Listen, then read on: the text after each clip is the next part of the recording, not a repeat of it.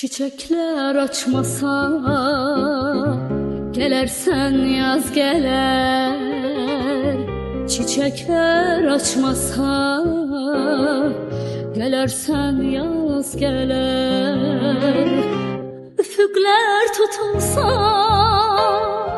gülersen göy güler. Qəzəblə qışqırsa ulduzlar töküler. Bir xumar baxışla səadət bağışlar. Bir xumar baxışla səadət bağışlar. Yenə gəldin sən, baxıb gəldin sən. Bahar gəldi, günlər açdı, çaylar daşdı, nəğmə qoşdu. Çaylar daşdı, nəğmə qoşdu sənə. Yenə gəldin sən, baxıb gəldin sən. Bahar gəldi, günlər açdı, çaylar daşdı, nəğmə qoşdu. Çaylar daşdı, nəğmə qoşdu sənə. Bir xumar baxışla səadət bağışlar. Bir xumar baxışla səadət bağışlar.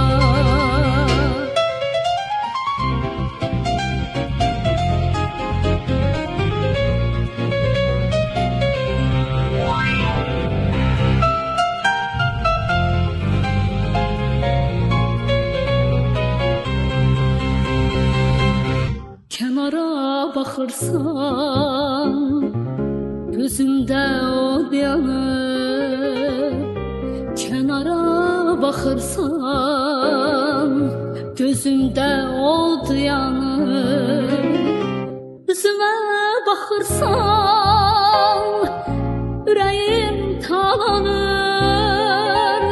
Bu aləm başıma